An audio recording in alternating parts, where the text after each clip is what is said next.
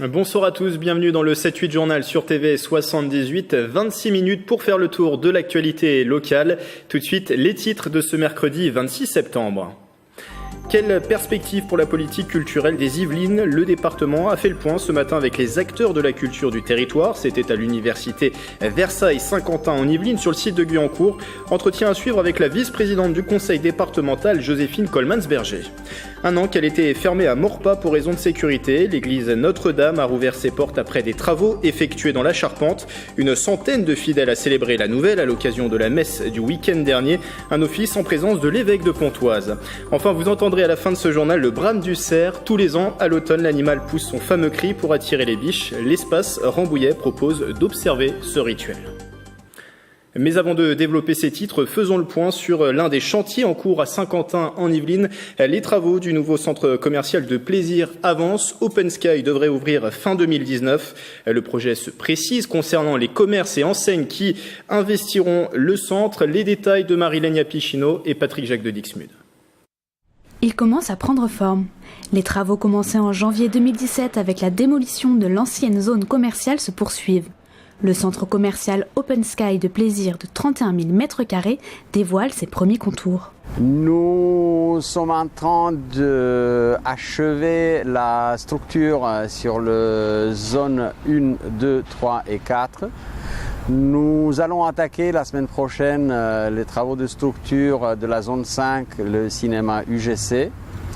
Nous avons bouclé tous les appels d'offres pour les locaux couverts et nous allons attaquer dans 2 semaines les appels d'offres pour les lots architecturaux. Une trentaine d'enseignes viendra s'installer dans le centre avec notamment la marque de prêt-à-porter à bas prix Primark.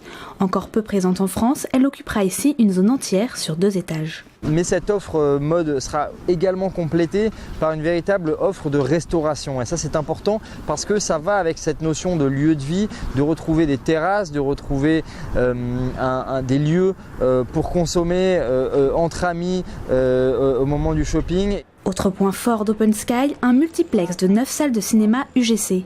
Une offre de 7e art qui manquait à la commune de Plaisir. Il faut savoir que nous créons donc 1200 places de cinéma. C'était une attente sur le territoire, à la fois une attente du public, mais aussi une attente des professionnels qui aimeraient renforcer le maillage en termes de cinéma sur le territoire. Je rappelle quand même que le cinéma est aujourd'hui la sortie culturelle préférée des Français. Et donc nous sommes contents de pouvoir accueillir ici une offre complémentaire à celle qui existe déjà sur le territoire. Le chantier continue son avancée. Ouverture prévue fin 2019. Le centre commercial devrait permettre la création de 300 à 400 emplois. Elle est justement maire de Plaisir et a animé une réunion toute la matinée à l'UVSQ. Joséphine Coleman-Berger conviait les acteurs de la culture des territoires de Versailles et Saint-Quentin en Yvelines. Premier rendez-vous d'une série de 3 réunions avec la vice-présidente du conseil départemental. L'objectif, c'est de présenter le bilan, les évolutions et perspectives en matière de politique culturelle. Regardez cet entretien, les images sont signées Marie-Lénia Pichino. Joséphine Coleman-Berger, bonjour. Bonjour. Vous êtes vice-présidente du conseil départemental des Yvelines en charge de la culture, du tourisme et de l'environnement. Alors vous teniez ce matin une réunion auprès des acteurs culturels du territoire, les territoires de Saint-Quentin en Yvelines et de Versailles. Et ces réunions, en fait, cette réunion ce matin, c'était la première d'un cycle de 3 réunions où vous allez aller à la rencontre des acteurs culturels pour leur présenter le bilan en termes de culture et aussi les perspectives. Pourquoi ces réunions ? Ces réunions sont fondamentales. Vous savez, il y a 2 ans, nous avons mis en place de nouveaux dispositifs culturels qui étaient un véritable changement sur le département, puisque nous étions dans un mode de fonctionnement, d'accompagnement au niveau justement du fonctionnement. Et aujourd'hui, nous sommes en mode projet qui n'a rien d'original, puisque même les équipements, même la politique, je dirais, territoriale, aujourd'hui fonctionne de cette manière. Donc je rappelais ce matin lors de cette réunion qu'il était important de se remémorer cette période-là et de la difficulté que ça a été. J'ai même employé le mot d'un peu brutal, puisque ça a été fait avec une grande rapidité, difficile à supporter parfois par nos partenaires. Mais tout au long de ces 2 années, nous avons fait un accompagnement très sérieux pour la compréhension des nouveaux dispositifs, mais nous avons surtout écouté, vous l'avez rappelé vous-même, nous avons surtout voulu développer un bilan pour voir effectivement ce qui allait, ce qui n'allait pas et comment on aurait pu un peu, je dirais, modifier et assouplir tous ces dispositifs. Nous avons fait une étude en interne, bien sûr, avec les agents et avec nos partenaires, et nous avons fait aussi une étude que nous avons confiée à l'Université de Versailles-Saint-Quentin en Yvelines, et nous avons travaillé avec des chercheurs. Et d'ailleurs, au mois de novembre, nous présenterons le bilan définitif des chercheurs, ce qui nous a permis au mois de juin 2018, en conseil départemental, d'apporter des modifications, des allègements, des pérennisations sur les nouveaux dispositifs qui ne sont pas tout à fait nouveaux, mais qui sont arrangés. Avec le vote d'une nouvelle politique culturelle. Exactement. Elle n'est pas nouvelle, elle est adaptée, je vais dire, au territoire. Et donc, nous avons décidé de faire ces 3 grandes réunions, donc une ici, à Saint-Quentin-en-Yvelines, et puis une à Rambouillet et une à Chanteloup-les-Vignes, pour pouvoir présenter justement ces nouveaux dispositifs, je dirais plus adaptés peut-être dans l'attente de nos partenaires. Quel est le rôle d'un département comme les Yvelines dans le développement culturel, justement ? Ce qui est important pour un département, c'est de penser à l'ensemble de la population, c'est de penser à tous les territoires, avec cette diversité aussi importante qui est celle du département des Yvelines, qui va de la grande ruralité à l'urbanisation totale. Et c'est pas simple d'avoir un développement culturel équilibré. Et puis aussi, nous avons toute une population qui est une population empêchée, vers laquelle nous devons aller. Et c'est un peu dans ce sens-là que nous avons, je dirais, apporté ces nouveaux dispositifs pour aller vers cette vraie dynamique et puis surtout démontrer aussi que le département des Yvelines est déjà riche d'un potentiel culturel que le département n'a pas du tout envie d'abandonner, bien au contraire. Ce matin, je peux vous le dire, le retour que nous avons eu, c'est une compréhension actuellement et une mise en application de ce mode projet avec j'ose le dire, une sérénité et un mot que je leur ai demandé de réévaluer, c'est le mot confiance, puisqu'il y a 2 ans, c'était un peu compliqué. Vous avez aussi présenté 3 exemples de soutien du département sur des événements, aussi des salles, notamment le Festival de la BD de Buc, qui est un classique chaque année qui va arriver le 6 et 7 octobre. Oui, tout à fait. Je pense qu'il était important que des partenaires viennent montrer des choses concrètes, parce que vous savez, ça paraît toujours un petit peu intellectualisé, les dispositifs et les explications. Là, nous avons eu effectivement, entre autres, le Festival de la BD de Buc, qui a démontré l'apport du département sur un développement qu'ils ont pu faire dans les prisons, par exemple, et sur un public dit empêché. Mais bien évidemment, ça ne va pas que là, puisqu'il y a des dispositifs sur l'investissement, il y a des dispositifs sur des manifestations qui rayonnent sur certains territoires. Alors, au 1er janvier, il y a une évolution dans le cadre d'intervention du département en matière de développement culturel. Qu'est-ce que ça va changer concrètement, cette évolution au 1er janvier ? Ça va changer que, déjà, je vous l'ai dit, au niveau de ce rapport au département, de cette confiance qui est rétablie, je pense, on va voir émerger encore plus de projets sur le territoire. Alors, loin de moi l'idée de dire qu'ils avaient besoin du département pour avoir des projets. Ils avaient déjà énormément de projets, mais je pense que ça a insufflé un développement supplémentaire et surtout un partenariat et des mises en réseau beaucoup plus développées que nous souhaitons accompagner. C'est ça qui fait le rayonnement du département. On a une spécificité au niveau du département qui n'est pas forcément, une culture vitrine, mais une culture implantée, une culture profonde avec des opérateurs et avec des partenaires de grande qualité dont nous sommes très fiers. Dans les budgets, quand on doit faire des économies, c'est vrai qu'on a tendance à dire que la culture trinque en général. Là, pour le département des Yvelines, quelles sont les perspectives pour les prochains mois et les prochaines années en termes culturels ?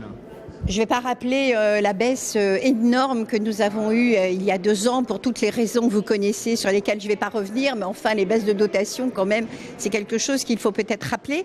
Mais il est clair que le budget aujourd'hui n'est pas un budget en baisse par rapport aux années qui viennent. C'est un budget que l'on souhaite constant, mieux utilisé, mieux réparti avec, cette intelligence de territoire qui fait qu'aujourd'hui, nos partenaires, en aucune façon, ne nous ont demandé si on allait augmenter le budget.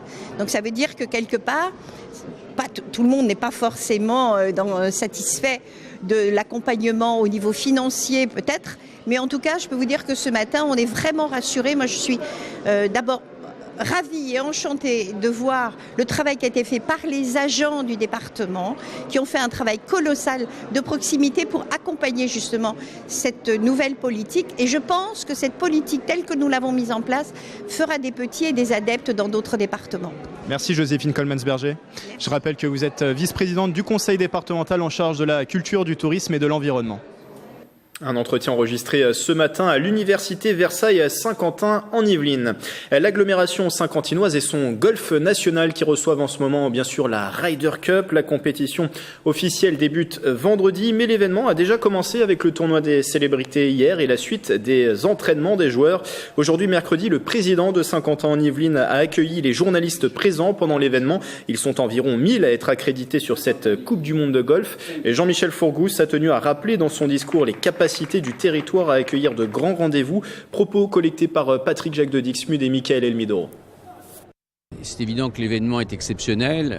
C'est la première fois que la Ryder Cup d'abord vient en France. C'est la première fois en plus dans les Yvelines. Je vous rappelle qu'il y a 3 golfs à Saint-Quentin-en-Yvelines, donc c'est une petite capitale maintenant aujourd'hui golfique. Il y a 30 golfs dans les Yvelines. Alors effectivement, c'est un département très vert aussi qui se prête bien. Et un des plus, bien sûr, performants, c'est celui-là. Donc très fier, bien sûr, de cette triple reconnaissance, puisque beaucoup maintenant de manifestations, dont les Jeux Olympiques derrière d'ailleurs, mettent en avant ce territoire. Et ne manquez pas ces rendez-vous tous les soirs jusqu'à dimanche sur TV78, émission spéciale Ryder Cup, pour revenir sur les principaux événements de la journée. Ce soir à 18h45, vous retrouverez à nouveau depuis le Golf National Michael Elmidoro et Patrick Jacques de Dixmude, avec au programme ce soir les produits dérivés de la Ryder Cup aussi des juniors, la compétition pour les jeunes, une rediffusion de l'émission à 19h45 et 23h15, ainsi que sur notre site internet tv78.com. Toujours à Saint-Quentin-en-Yvelines, le Ski Cube a organisé récemment une rencontre autour de l'Open Innovation et de l'Open Data, 2 facteurs de l'innovation et du développement économique des entreprises, des échanges entre différents acteurs de l'agglomération pour partager les bonnes expériences. Reportage de Nicolas Dandry. La mise en place de l'Open Innovation et l'Open Data dans une entreprise, la thématique d'une rencontre organisée au Ski Cube. Partage des expériences notamment avec le groupe Segula spécialisé dans l'ingénierie et le développement de projets industriels. Une entreprise basée à Trappes et implantée dans 26 pays. L'Open Innovation, pour nous, c'est, je dirais, une façon, un mode de travail qui nous permet, d'accélérer l'innovation et d'augmenter en compétences rapidement. L'innovation, c'est aussi une animation, je dirais, pour stimuler les collaborateurs et recueillir leurs idées. Donc notre organisation le permet aujourd'hui.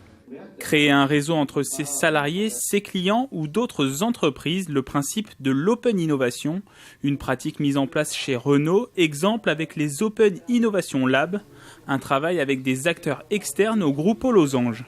C'est le fait de dire qu'on va rassembler autour d'une même table des acteurs qu'on va appeler des co-acteurs et qui vont construire ensemble des solutions. Vous avez EDF, vous avez plein de startups et de grosses entreprises qui se rencontrent sur un même sujet, là en l'occurrence c'est la mobilité. Et ensuite la deuxième chose, c'est vous avez les Creative Labs, c'est plutôt les labs internes. Et là c'est de l'open innovation interne. Parmi la trentaine de participants, Nabil Ahali, ingénieur en génie civil. À moyen terme, il souhaite créer son entreprise en développant un outil destiné au BTP, avec des enjeux autour de l'open innovation et l'open data.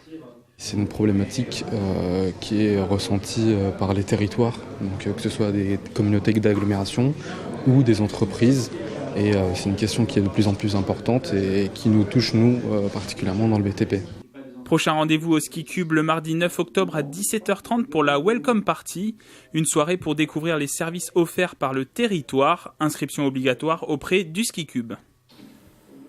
Un camion en tournée dans toute la France et qui a fait escale à Versailles. La CCI des Yvelines vient d'accueillir le Fun Truck. C'est un véhicule dans lequel les entrepreneurs montent pour présenter leurs projets à des investisseurs. Un jury nomme ensuite le lauréat, Marilène Pichino et Mélanie Poquet. Cet homme ne cherche pas à vendre de sandwich, mais un projet. Et c'est à vous pendant 3 minutes. 3 minutes pour convaincre un jury de potentiels investisseurs, c'est le principe de Fun Truck. Lancée par la plateforme de financement des startups SoWeFund il y a 4 ans, cette compétition permet de donner un coup de pouce à des entrepreneurs en recherche de financement. L'objectif, c'est de permettre à des entrepreneurs de pitcher devant un parterre d'investisseurs composé de jurys investisseurs, fonds d'investissement, réseau de business angels, mais également membres de l'écosystème et grands comptes pour pouvoir créer un maximum de relations. Le Fund Truck s'est déjà rendu dans 5 régions dénicher ses finalistes. Pour cette édition francilienne, 200 entrepreneurs ont envoyé leur candidature. Seuls 5 d'entre eux ont le privilège de se présenter dans le camion et argumenter leur projet face au jury. On n'a pas besoin d'avoir une fortune énorme pour faire la courte échelle à des projets à fort développement, à fort potentiel. Un exercice qui ne s'arrête pas là. Durant la journée, le camion fera 2 autres étapes à la Défense puis au ministère des Finances de Bercy. Au total, ce sont une trentaine d'acteurs de l'écosystème que les candidats vont pouvoir rencontrer. Il faut trouver, l'essentiel, et puis après il y a les questions, donc c'est assez pratique de développer lors des questions-réponses. C'est surtout ça qu'on attend. Nous on préfère, je pense, le format un peu interactif. Smart Renting, une agence immobilière spécialisée dans la sous-location, a remporté cette étape régionale. Il gagne son ticket pour la grande finale le 15 novembre prochain. Pas de financement à la clé prévu par Fund Truck, mais une visibilité garantie pour le vainqueur. C'est un métier qui a près de 1000 ans d'histoire, notaire, une activité porteuse d'emploi. Le lycée Toulouse-Lautrec de Vaucresson a accueilli une rencontre entre élèves de BTS Notariat et le président du Conseil régional des notaires de Versailles, Nicolas Dandry, était sur place. Travailler dans une étude notariale, c'est la vocation choisie par ces 200 étudiants en BTS Notariat. Ils viennent des lycées Marie Curie de Versailles ou Toulouse-Lautrec de Vaucresson. Particularité de ce dernier établissement, l'accueil d'élèves en situation de handicap moteur. Et au cours des stages aussi, j'ai pu avoir beaucoup de contacts avec la clientèle et ça m'a beaucoup intéressée. Et du coup, ça m'a ouvert vers les autres. J'ai toujours eu cette envie d'aller en notariat. Et c'est un milieu que j'aime beaucoup, qui relève du droit. J'ai vécu des expériences devant des notaires en tant que client, avec surtout mes grands-parents et mes parents. Et je voulais découvrir ce métier. Le droit me plaît énormément, car j'estime que on en a besoin dans la vie quotidienne tous les jours. BTS Notariat, une formation post-bac de 2 ans, des cours de droit, de déontologie ou de culture générale pour devenir notaire, clerc ou encore rédacteur d'actes. C'est l'occasion de leur présenter ce qu'est la profession, ce que sont les métiers qui sont proposés au sein de nos études et puis quelques traits caractéristiques de notre profession, notamment l'impact fort de la déontologie au travers donc de cette formation. Et nous offrons bon nombre d'emplois et bon nombre également de perspectives de carrière avec de nombreux métiers et des évolutions possibles. Les métiers du notariat représentent environ 2700 emplois sur le territoire de la Cour d'appel de Versailles, dont près de 1000 dans les Yvelines. Selon la bourse de l'emploi du notariat, près de 30 postes sont à pourvoir actuellement dans le département. C'est votre fil rouge depuis le début de la semaine dans le 7-8 journal, le dossier de la rédaction sur l'alimentation de nos enfants à l'école. Après les lycées et universités, suite ce soir dans les cantines des collèges gérés par le département. Ces établissements vont connaître au 1er janvier 2019 un nouveau mode de fonctionnement. Alors comment fonctionnent actuellement ces cantines? Élément de réponse à Bois d'Arcy avec Nicolas Dandry.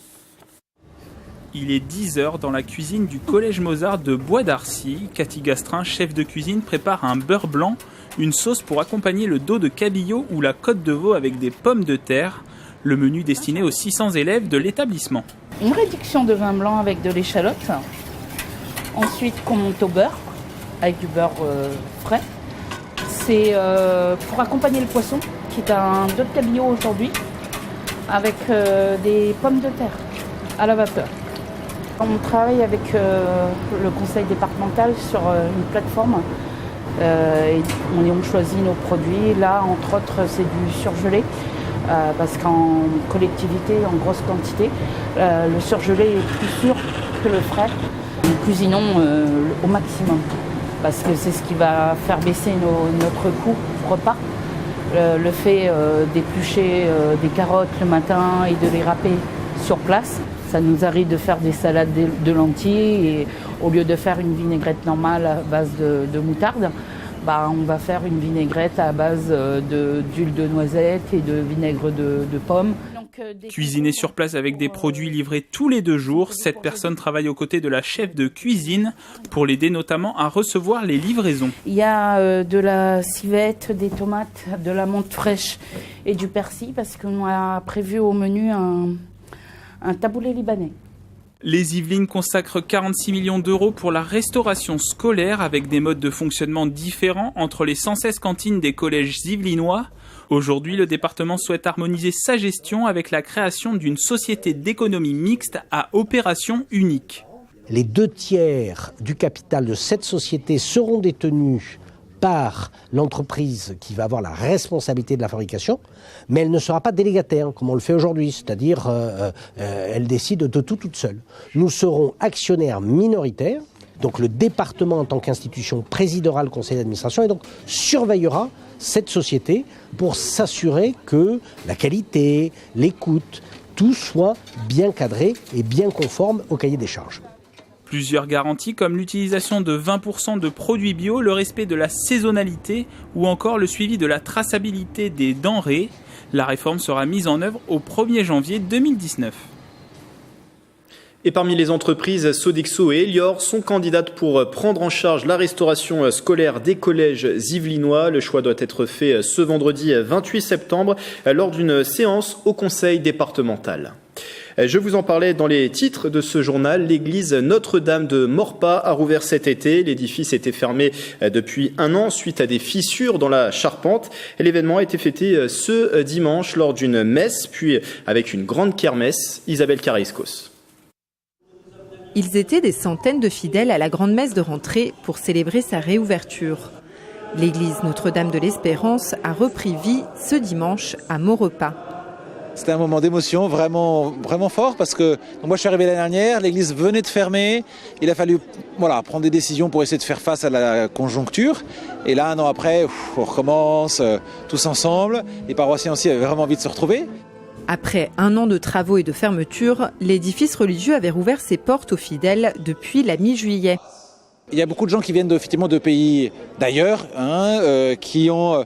pour qui l'église c'est vraiment, le bâtiment église, c'est vraiment le centre du village. Tout le monde se retrouve, on y passe la journée, on joue au foot dehors, etc. En Afrique, au Brésil, moi j'étais au Brésil. Et là, donc ces populations-là, elles sont très heureuses parce que l'église ayant été fermée, beaucoup de gens sont à pied. Alors aller dans les petites églises un peu loin, c'était difficile. Là, on voit beaucoup de gens venir. C'est grisant le matin. On est devant la porte de l'église, on voit les gens arriver à pied de partout à travers la place et on se retrouve, tous ensemble. L'office a été célébré avec émotion par Monseigneur Stanislas Lalanne, évêque de Pontoise et ancien curé de la paroisse. Pour moi, c'est impressionnant parce que j'ai été curé de 94 à 99, ça fait presque 20 ans. Et puis je retrouve beaucoup de visages connus. Et puis dans mon ministère de prêtre, ces 5 ans ont été vraiment ça a été magnifique, que la communauté est vivante, elle est ouverte aux autres.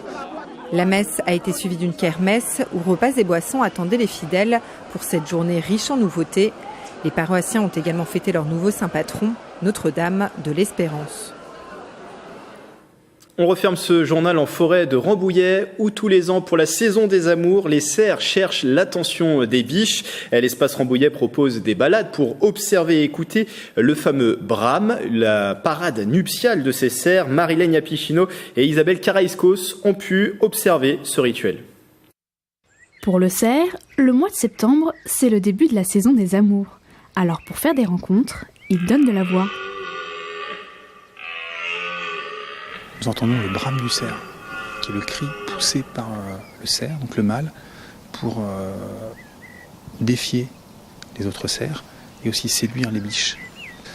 Tous les ans, à cette période de l'année, à savoir entre mi-septembre et début octobre, c'est la période de reproduction de l'espèce, le cerf.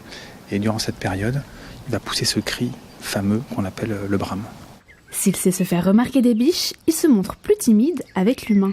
Dans la forêt de Rambouillet, c'est pas facile de les rencontrer. À cette époque de l'année, vous allez les entendre. Et l'avantage à l'espace Rambouillet, c'est que le dispositif installé permet de les voir avec quasi-certitude lors des visites qu'on organise. L'espace Rambouillet propose des visites en autonomie, mais aussi des moments spéciaux, le matin ou le soir, sur réservation. Eh bien, c'est très prisé, effectivement. Et là, cette année, on est pratiquement à 100% de réservation. Si les gens sont encore intéressés, ils peuvent venir y assister en journée, en toute liberté. Ne reste plus qu'à penser à prendre sa paire de jumelles et se montrer discret pour peut-être apercevoir un coup de foudre entre cervidés. C'est la fin de ce journal. Je vous rappelle ce rendez-vous à suivre ce soir sur TV 78 à 18h45. Émission spéciale Ryder Cup depuis le Golf National de Saint-Quentin en Yvelines.